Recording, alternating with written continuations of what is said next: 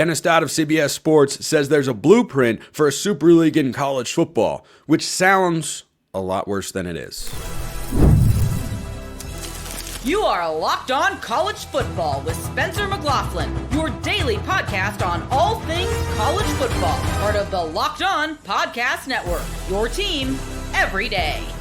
Welcome, everybody, to another episode of Locked On College Football. I'm your host, Spencer McLaughlin. Thank you so much for making this your first listen or your first view every day, part of the Locked On Podcast Network, your team every day, and your daily source to stay up to date with the biggest stories in this, the greatest sport on planet Earth. Who does Florida need to have pop for Billy Napier to save his job? Is Texas Tech about to run the Big 12? All on today's show, which is brought to you by our friends over at FanDuel. Right now, new FanDuel customers can get $150 in bonus bets if your first $5 bet wins. So, piece over at CBS Sports by Dodd discussing the ACC settlement, what it means for college football, and he argues that it kind of lays out a blueprint for a super league being created, because he argues that eventually, perhaps, as I kind of discussed on yesterday's show, Ohio State might ask the question, why are we getting the same amount of money as Purdue? Alabama's wondering, wait, how is Vanderbilt getting the same cash check from the conference as we are when these two things are not the same? Now, I would hate to see that sort of fissure happen where teams get kicked out or evicted from particular conferences, but the proposal that has been discussed before but never got any serious legs of a super league sounds big and nefarious. But it would not be all bad news if it came to fruition. If you took the top 70 to 80 teams in college football, first of all, I think you could set up a relegation model, which would be my dream for college football, but I don't know that that's ever coming to fruition. But you could also set up a G5 playoff for everyone else, because remember, there are 136, 135-ish FBS schools, but if you had 70 to 80 in the top division, and then you had another division in the G5, another division of the FCS, you could have a relegation system. It'd be really good and fun, but it would take a lot of coordination to figure all of that out. But the reason this would not be a super league that is all bad news is twofold. Number one, the Big Ten and the SEC wouldn't really exist. Conferences wouldn't really exist. If you separated off college football from the rest of college athletics, but kept the funding mechanism in place so that other sports have an opportunity to exist, because most of them don't actually make any money and get paid for by football, especially at a lot of these big schools, then what you would have is the ability to get back to regionality, have a centralized governing body that has the whole sport's best interests in mind, and you wouldn't have to have the Big Ten and SEC dictating terms to everybody else. Because if you had one NFL-style look, and I do not want college football to just become the NFL. I never wanted playoff expansion in the first place for that reason, because that has taken away the value of losing in the regular season. You now have a significantly bigger, though still smaller than the NFL, which is one of the many reasons I like it more. Your margin for error is much bigger in the 12-team playoff. We were discussing 9-3 teams getting in this past year. That never would have been a discussion in prior seasons in the 14 playoff and such. But if this is where we're going, I'm going to play my hand as it is dealt to me, not as I would like it to be dealt. So for college football, if they can set up a structure where you don't actually have the Big Ten or SEC or ACC or Big 12, and you can go back to regionally based schedules, you could also set up a significantly better scheduling situation than what you currently have. Because right now, teams have way too much control over their own schedule. Way too much control. They don't set their league schedule, but they set their own non-conference schedules. And there's a balancing act. Because in the 12 and maybe 14 team playoff one day, if a school decides, hey, I want to play 3 cupcake games, well, now there might actually be an incentive for them stronger than it was before, because it was so win-loss oriented, which, again, it wasn't perfect, but I did like it more than what we have now. But anyway, if you go to a structure where you can have more losses, you might get more quality non-conference matchups. What I would like to see is a regionally based cross-conference battle, the likes of which we see in college basketball. The Big Ten SEC Challenge, the ACC SEC Challenge, those sorts of games where you take your conference standings from the prior year and you match up teams based on where they finish. So the reigning SEC champion, Georgia, this year would play the reigning Big Ten champion in a non-conference game, Oregon. Do you want to watch that game, or do you want to watch Oregon play Oklahoma State instead? Now, as an Oregon guy, I will be watching the game regardless. And, for a lot of Ducks fans, they'd rather have the game that is easier to win. That's Oklahoma State. But which one is better for the holistic sport of college football?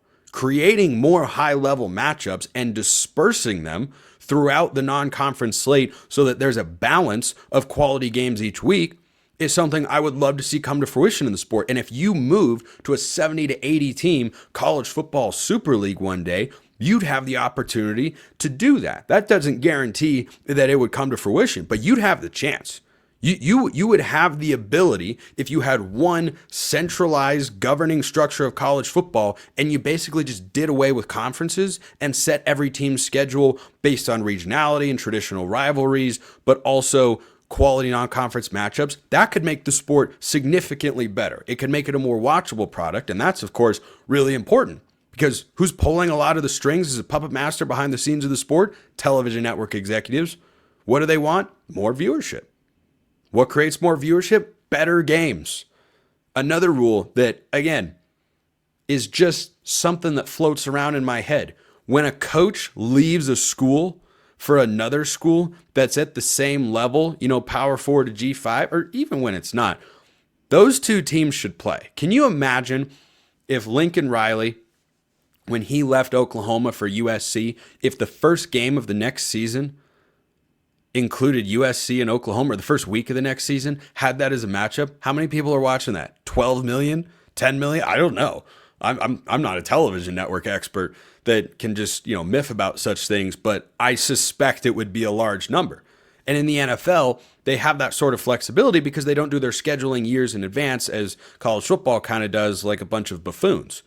When Russell Wilson left my beloved Seahawks for the Broncos in that trade, the first game played was Russell Wilson in Seattle. Must-watch TV. Must-watch TV. So the scheduling and the reduction of direct influence by Big Ten and SEC conferences that don't have the best interests of the sport or everyone else in mind, but are inherently self-interested, would be great. Now, is Dennis Dodd right? Has this actually set up a framework with the unequal revenue sharing to say, hey, let's just break away and have the best college football, teams and conferences and brands and have it just all be together? Would that be big and scary? Yes. Would the Big Ten and SEC agree to it? I don't know. That could be one of the biggest hurdles, is you might be putting Greg Sankey or Tony Petitti out of a job. You think they're keen on doing that? You think those conferences are really excited about the prospect of, let's give up some power to this new governing entity and just let the sport go wherever it wants to? I don't know. Might be the biggest hurdle that they face, but it would not be. There could be drawbacks depending on how all the details get worked out, but it would not be all bad news. And I would love, love, love to see that aspect of college football change to make it an even better television product. Let me know your thoughts in the comments below or hit me up on Twitter at @SMcLaughlinCFB. One of those teams that would be included is Florida. Florida would absolutely be included. There is no danger of that whatsoever. But there is a danger that Billy Napier wouldn't be the head coach. How does he avoid that? First, this episode brought to you by FanDuel. When the game tips off, the NBA action is just getting started, and there's no better place to get in on it than FanDuel, America's #1 sportsbook. With FanDuel, you can place live bets throughout the game, so even if you miss the opening tip-off or want to bet on a fourth quarter comeback, you can stay in the action. And if you're looking for a bigger payout, you can even combine your bets into a same-game parlay. If you want to bet college football, which you might want to do because you're listening to or watching the show, then yeah, you can do that over there. You've got win totals for every conference. You have got individual games that you can bet right now. Conference title odds, national championship odds, Heisman odds. It's all over there. Right now, new FanDuel customers can get $150 in bonus bets if your first $5 bet wins. Just visit FanDuel.com to join today. That's FanDuel.com for your shot at $150 in bonus bets. Make every moment more with FanDuel, the official sports betting partner of the NBA. For Billy Napier to continue being Florida's head coach, he needs DJ Lagway. But what is the status of DJ Lagway? Brandon Olsen of Locked On Gators is here to discuss that very thing. Got dinged up a bit last year, Brandon, and now spring football is underway in Gainesville, and DJ Lagway is not 100%? Yeah, yesterday during Billy Napier's, I guess we'll call it an introductory press conference that he does at the beginning of every spring camp, he was like, hey, DJ Lagway, not going to be a full participant right now. He's got an upper body issue and a lower body issue, which, I mean, if you've watched Locked On Gators during the season, you know that from the moment DJ Lagway got hurt against Georgia to all of the weird injury adjustments, I guess we'll say, that it was at halftime of the Georgia game. Yeah, it was a significant injury. Couple days later, it's not as bad as we thought. A few days later, it's actually a bone bruise. He might play this weekend. Who knows what's going to happen? I just never bought it. It always seemed like a very inconsistent story. And then the remainder of the season that DJ Lagway did play was clearly not as mobile as he was prior to the injury. It was always bothering him. And so to me, I think the lower body is more just the repercussions of that or still dealing with that. The upper body, we don't know exactly what it is right now, but I will say that Billy Napier didn't sound like he was too concerned with it. He was kind of just like, hey, he's not going to be full go at the start of camp. That's fine. Billy Napier ran through a long list of injuries, and most of them were from last season, just players still recovering. So when I look at the SEC quarterback situation, Brandon, a lot of new faces everywhere you look. DJ Lagway is actually one of the more veteran quarterbacks in this conference, which is amazing because he hasn't ever started a full season of games, but neither has, anybody else pretty much. I think the best quarterbacks in the league, Garrett Nussmeier at LSU first because he's the most proven commodity. That one I think is clear. After that, you can only go in about 17 different directions for how you want to order, probably more, for how you want to rank SEC quarterbacks. Lenora Sellers is really good. And can he take the next step forward as a passer? Can Nico do the same thing at Tennessee? DJ Lagway, when healthy, has been really, really good. But, something that I wonder about with the injury situation here is I wonder if this almost doesn't give Billy Napier some air cover. If Lagway goes into the season healthy but then gets dinged up, can't Billy Napier go to Scott Strickland, the athletic director, and say, hey, it wasn't my fault. My quarterback got hurt. I mean, look, who could have won without their starting quarterback in the mighty SEC? Am I being too optimistic for Coach Billy there? I don't think it's being too optimistic. I just think that we've passed the point where you get that excuse. In 2024, it was, hey, Graham's going to be our starter. DJ's going to rotate in. Graham got hurt against Tennessee. Then DJ got the starts the rest of the way, and DJ got hurt. And your QB3 was let me see if I still remember how. I haven't done this in a while. A redshirt freshman transfer walk-on quarterback from Yale. Yale. That was your Go QB3. Bulldogs. Yeah, and my issue is always there is no world where that's acceptable quarterback depth. But the reason that Florida's quarterback depth has been in the position that it's been in has been because of Billy Napier. Whether it's missing an eval on a transfer quarterback like Jack Miller III out of Ohio State a couple years ago, or not bringing in high school quarterbacks, whatever it may be, Florida's quarterback depth was in their situation because of Billy Napier. This year, I do think it's a lot better. You brought in Harrison Bailey from Louisville. Prior to that, he was at UNLV. Prior to that, he was at Tennessee. Prior to that, he was a 4-star quarterback coming out of high school. But you brought him in. Good bowl game against Washington. I like how he operated there. I think that he can, at the very least, keep the offense on schedule. And I think that that's all you can truly ask for from a backup quarterback. I don't think it's reasonable to ask for anything else. But Billy Napier's also done a tremendous job building out the rest of this roster. I've said it before, I think Florida has a college football playoff caliber roster. Coaching needs to catch up to the talent at some point, though. And maybe the schedule not be the gauntlet of all gauntlets in the SEC. But, after this year, it should rotate around and it should be more favorable if Billy Napier can survive it, of course. But, if healthy, I think DJ Lagway has top 3 or 4 quarterback in the SEC sort of talent and has shown that he can produce at that level, but nobody does it on their own. And Brandon, here on the show, I've been on a mission to find every team's most important transfer that has to pop for the team to have the sort of season that they want to. I'm going to an old Pac-12 guy here in J. Michael Sturdivant for Florida. That's where my mind goes. Because you bring him in at wide receiver, the last Pac-12 wide receiver you brought in, Elijah Badger, seemed like that worked out pretty well. Is this a rinse and repeat, and is that where you would go for Florida's most important transfer? It is where I'd go for Florida's most important transfer. Also, the Pac-12 receiver they brought in before that was pretty damn good too, and Ricky Pearsall, first-round pick. So they've had a fantastic job there. I will also say that J. Michael Sturdivant has. What are they going to do now that the Pac-12, for all intents and purposes, is done? Who are they going? They going to grab someone from Washington State? Just go former Pac-12 schools. That's it. J. Michael Sturdivant played for Cal, Pac-12, now ACC, UCLA, Pac-12, now Big Ten, and then now he's coming to the SEC because he wants to actually play big boy football. And so that's what he's doing. How you like that one, Spencer? Yeah. That one I'm gonna let it slide. For all those squad recordings I have to sit through, that's what you get for that one.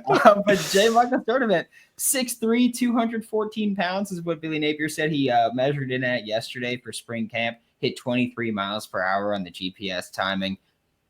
It's a big receiver that can get vertical, and I think that for a guy like DJ Lagway, that's what you need. And it's not because he's inaccurate or anything like that, but you need a guy where you can say, hey, DJ, throw it to that receiver with a huge catch radius and just let him make plays. You like to be aggressive. Do it with the 6'3", 23 mile per hour guy. Yeah, I'm cool with that. I think J. Michael Sturdivant was a fantastic addition out of the transfer portal. I was very excited for him.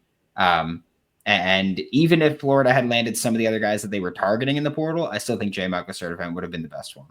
Eugene Wilson is back there as well. You've got 5-star wide receiver Dallas Wilson coming in 2025. Do you think he has a role on this receiving core, or do you think he's someone that'll have to wait for a bit? I think Dallas steps in as the immediate number 2 as the X receiver behind J. Michael Sturdivant. The number 2 right away, as in at that receiver. Oh, okay. I thought you were saying number 2 wide. I'm like, oh boy. He's a talented kid and all, but man, that'd be a lot.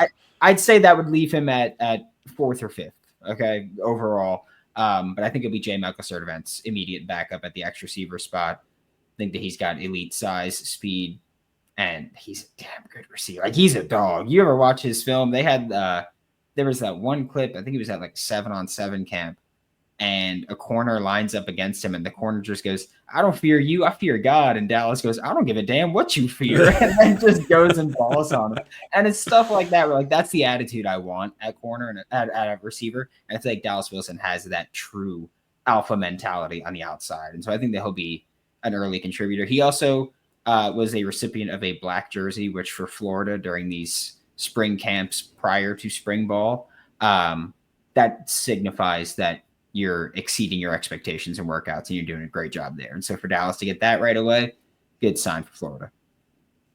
It's just a joy to play everyone's favorite game. Who needs to step up for Billy Napier to save his job in Gainesville? It's becoming an annual tradition here on the show. Brandon Olsen, Locked On Gators, appreciate it as always. Over in the Big 12, is Texas Tech about to run the conference or be like another team in their state?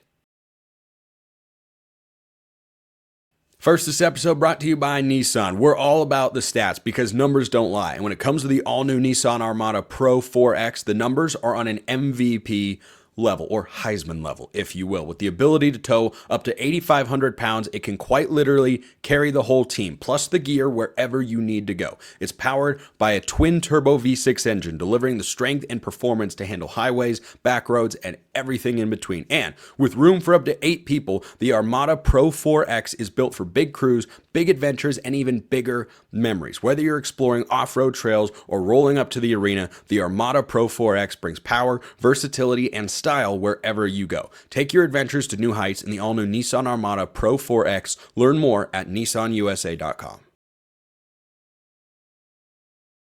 Is Texas Tech about to just run the Big 12? I don't know, maybe Drake Toll of Locked On Big 12, or Drake 12, if you'd rather refer to him as that, is here to discuss that very matter. This is on my mind, Drake, because I look at Texas Tech and I see Texas A&M. You are in the Lone Star State. You are in a conference that, you haven't been at the top of ever and on a consistent basis, but all of a sudden there is a massive financial commitment in several areas for Texas Tech to be great at football. I talked about this recently with regards to their NIL collective, upping the ante and say, hey, let's go out and be able to get a top 5 transfer portal class. Now they have opened a $245 million football facility to lure recruits in and whatnot. Is this a moment where Texas Tech says, hey, we're going to elevate here. We see an opportunity to go to the top of the Big 12, and we're going to commit financially to doing that? You're not a ball knower. Sometimes I listen and I'm like, Spencer's a ball knower. And then sometimes you say things, I'm like, wow, did he really just say that Texas Tech is Texas A&M? Here's the difference in Texas. Let's start here. The difference in Tech and everyone else in the Big 12 is that people like Texas Tech. Also that. Texas Tech and everybody else in Texas in general is there's everything west of Abilene, which is just doesn't exist as Texas, and then everything east, which feels like, okay, we can recruit this, the Dallas area, the Houston area, the Austin area. In Lubbock, if you just take the kids from Lubbock, you're not going to do very well. If you just take kids from Houston, you're in a much better spot. That's not like, it's like a 5-6 hour drive from Lubbock to anywhere real. And so you say, hey, Dallas kid, come play at Texas Tech. Well, kind of tough, like 4-hour drive from my mom. So it's already tough to recruit into Lubbock. It doesn't feel like Texas. But that's for oil money. Hello, in the pockets. The Matador Club is this NIL collective for Texas Tech. And what makes me feel most confident about their financial stability is while Iowa State is canceling their wrestling facility and canceling improvements to Hilton Coliseum, and while Houston is changing the name of some of its programs, buildings, so we can get more money, and everybody's getting creative, Texas Tech's going, yeah, I don't know, finish the football facility. We still got cash. Who cares? They have an excess of money from donors that finally want to see them win. Why? Partly because Joey McGuire is a great salesman. They haven't won 10 games under him.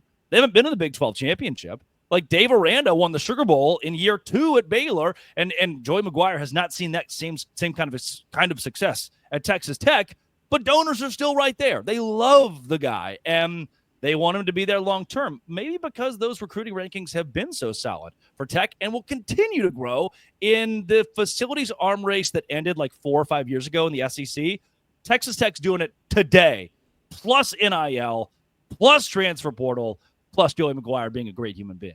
Well, that's why I make the Texas A&M comparison, is how long has Texas A&M had maximum financial and donor commitment to being a great program, but they haven't actually been there. Yeah. They haven't gotten to that level. Texas A&M hasn't been to an SEC championship game.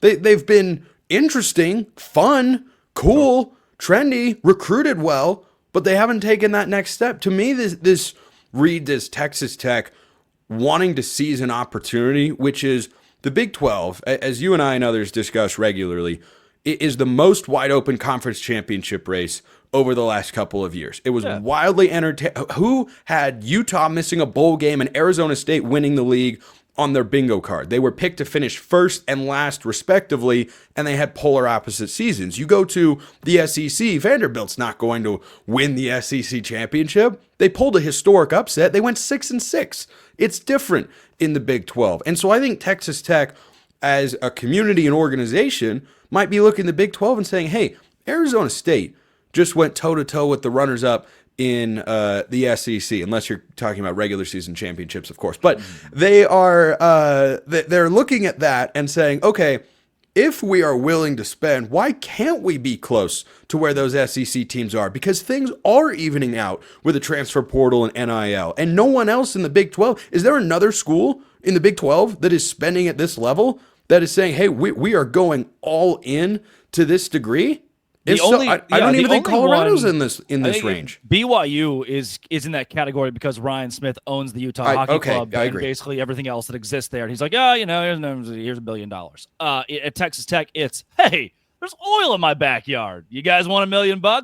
And what could be the downfall of this it happens in basketball and football now, is let's picture in our modern realm of college football, utilizing the NIL tools that millionaires now have at their disposal, I can give $20 million a year, $1 million to 20 different football players. That's a lot of money, especially in the Big 12. Now I'm sitting in my donor seat in my booth, eating my chicken wings and my free beer, and my 20 kids aren't playing that well, or 7 players that I'm paying for aren't getting the playing time that I think they should. That's where your downfall is. I paid $20 million for a team that went 7-5. That's not good enough. Next year, I'm not giving you anything. Next year, I'm giving you $5 million. I disagree with the coach. I want the coach fired. Now we are having donors take over what college football is. At Texas A&M, they paid $100 million just to fire one single human being. So at Texas Tech, 75, but who's counting? What it's going to take at Texas Tech is donors understanding Rome wasn't built in a day, but Rome had some progress in year 4. Like Joey McGuire's not going to be able to lose to Washington State and them still be happy. So Texas Tech's key to not becoming A&M is not just their likability, and everybody remembers the Graham Harrell and how cool is that. Their key is to win football games, because at your peak donorship, if you don't do that, you won't find donors for a long time. When they see Joey McGuire and say, hey, turns out you were just a used car salesman, you didn't deliver on your promises, my kids didn't play, your team was bad, I want you fired. The power, by and large, is still in the hands of a lot of donors, as it has been for a long time in college football, but maybe more so today as they have vested legal interests in individual athletes. So at Tech, the pressure is on now more than ever to win, because the pot is as big as it's ever been. More so than it has been, I think, is the right way to phrase that donor-coach dynamic, because it's always been there at some level. Donors are not brand new. It's just that their influence has been able to grow because there's more money that they can give to different avenues by, allowing for direct contributions to players and NIL collectives and all of that. But yes, Drake. Small pushback here. Why did you raise 2 hands? Because I'm passionate. If hear that, ladies? If in a situation where you're a 21-year-old who played 3 years at Western Kentucky, you put up 1,000 receiving yards last year, you want to go to Texas Tech because they have a brand new hot tub and a podcast room, or you could go to TCU because they offered you $2.5 million to play receiver for them, and Tech offered you $500,000. I want to make note here. Facilities are cool. They no longer matter as much, because I individually want $2.5 million for my 1 year of my service more than I do your cool new hot tub. Let's keep that in mind. Okay, that's a fair point. By the way, how many women do you think listen to or watch this show that are in your dating age? 9% of my podcast listeners are female. I don't think I'm at 10. I think that speaks to the sort of appeal that you and I have to whoever does listen to this show. The limit doesn't exist. If you're 80 out there and you've got a kind soul, just say hello. Yeah. So for Texas Tech, let's narrow it to the 2025 picture. They can make the Big 12 championship game. Yeah. I don't think there's any reason that they can't. They've beefed up in the trenches where I think they were really lacking over the last couple of years, particularly on the defensive side of the ball. Chris Level of Locked On Texas Tech came on the show a while back and said, look, that's been a focus for Joey McGuire and company. But like, what if they go 8-4 again? And it's not a bad year, but it's not the year that these sorts of financial commitments are trying to get on a return. No, I mean, they go on the road against Arizona State as well. They go on the road against Utah, I think will be improved. They play Kansas State in Manhattan, and they go to Morgantown. That's always a sneaky place to play, especially late in the season where a foundation could be built there. So they could go to the Big 12 championship. They could win the whole thing. I'm not sure if anyone would push back on that. They could also go 7-5 because the Big 12. And if you go 7-5, things look really bleak. They were really questioning McGuire in year 2 because he won so much in year 1. Now in year 4, you've got to see consistent results. We can't fluctuate with the amount of money being poured into that program. Yeah, but it's going to be fun to watch either way, because if they elevate, suddenly it's, oh, look, this is all you need, and maybe it'll be a blueprint for everybody else, where they'll say, hey, wait, Texas Tech just really, really went all in, and you might see other coaches go into their community going, hey, guys, look at what's working. Look at how this goes. BYU's good. Texas Tech is good. Real quick, do you think those are the top 2 financially invested teams in the Big 12 football-wise right now? Yeah, Probably. I can't think of one that's going to. I think Colorado wants to be. I don't know if they actually have. I think Colorado's less investment, more like this economic boom because of Deion Sanders. You know, like Texas Tech, Joey McGuire leaves tomorrow. I think they're still solid. BYU's the same. Colorado's really kind of based off of one human being. Yes, I agree with that. Look at that. We agreed on something. The last time we agreed on something in the Big 12, it went right. We had great Big 12 championship picks. Drake 12. Everybody, that's it for today. Appreciate everyone listening. I will see you next time. And until then, hope you have a wonderful rest of your day.